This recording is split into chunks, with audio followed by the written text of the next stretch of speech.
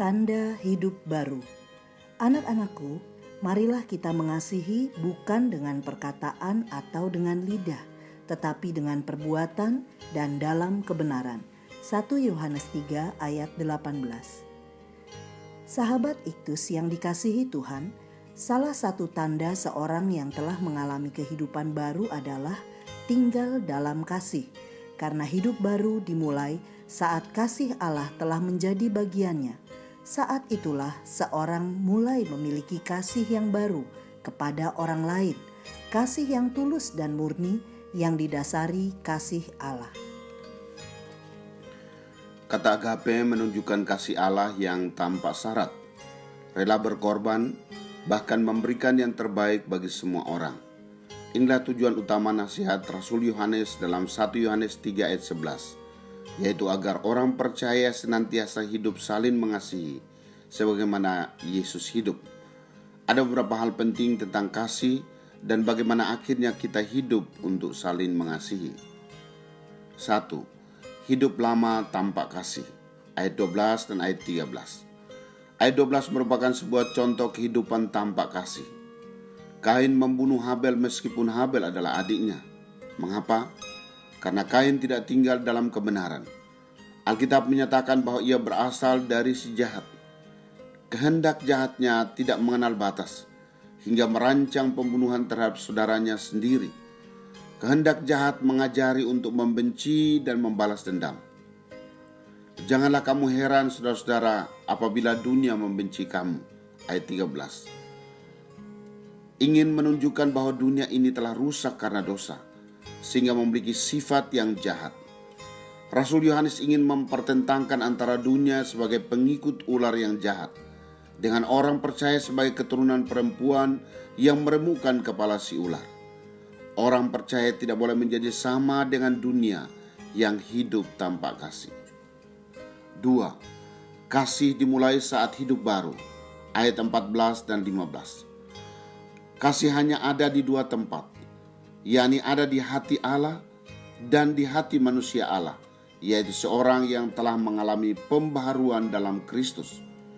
Diawali dengan ayat 14. Kita tahu bahwa kita sudah berpindah dari dalam maut ke dalam hidup. Ini adalah peralihan yang terjadi saat seorang menaruh imannya kepada Kristus. Iman yang sejati kepada Kristus, salah satu buktinya adalah hidup dalam kasih. Hal ini sebagai tanda seorang telah dibenarkan oleh Allah. Rasul Yohanes menyampaikan bahwa seorang yang membenci saudaranya adalah seorang pembunuh manusia.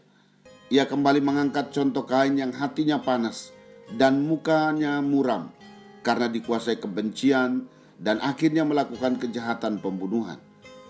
Tidak ada seorang pembunuh yang memiliki hidup kekal, sedangkan yang hidup dalam kasih adalah ciri dari seorang yang telah memiliki kepastian akan hidup yang kekal. 3. Bukti kasih, tanda hidup baru.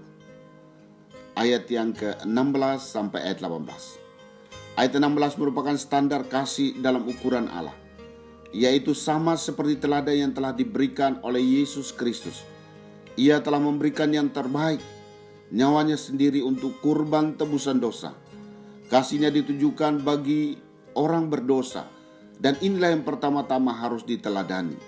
Sebagai bukti bahwa seorang telah menerima kasih Allah, yaitu ia mengasihi jiwa-jiwa yang terhilang. Kasih yang rela melakukan apa saja demi keselamatan jiwa.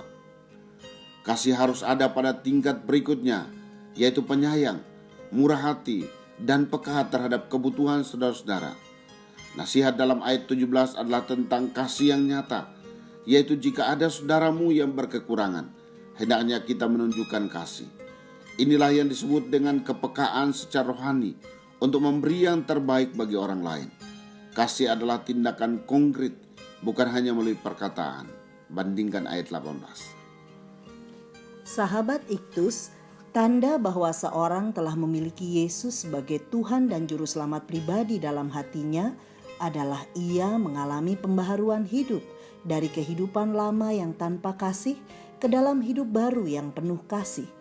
Kasih adalah ciri khas yang melekat dalam diri kita sebagai orang percaya. Membenci saudara kita sama dengan menjadi pembunuh. Ia tidak berkenan kepada Allah dan tidak memperoleh hidup yang kekal. Kasih yang baru telah Tuhan taruh dalam hati saya, pertama-tama untuk mengasihi mereka yang belum mengenal Sang Juru Selamat. Belas kasihan dari Tuhan Yesus terhadap jiwa-jiwa yang terhilang telah mendorong saya untuk menceritakan kasih Allah yang besar di dalam diri Tuhan Yesus Kristus. Kasih yang saya miliki bukanlah hanya sekedar kata-kata, tetapi terbukti dalam kehidupan nyata, melalui sikap tidak iri hati, rela untuk berbagi, kepedulian saya terhadap saudara-saudara saya dari hari ke hari. Sahabat Iktus yang dikasihi Tuhan, bagaimana kehidupan kasih saya sebelum hari pertobatan saya? Adakah kasih yang baru dalam diri saya setelah saya mengalami pertobatan sejati? Bagaimana kasih yang baru itu terwujud dalam kehidupan saya setiap hari? Tuhan Yesus, saya bersyukur karena saya telah mengalami perubahan karakter dari pribadi yang jahat menjadi pribadi yang memiliki kasih. Tambahkanlah selalu kasih terhadap saudara-saudara saya yang belum mengenalmu. Biarlah saya pun sedia melakukan apa saja demi keselamatan mereka. Ya Tuhan Yesus, saya merindukan agar kasih yang ada dalam diri saya, yaitu kasih Kristus, dapat dirasakan oleh setiap orang yang ada di sekeliling saya. Amin. Barang siapa tidak mengasihi saudara yang dilihatnya, maka tidak mungkin ia mengasihi Allah yang tidak dilihatnya.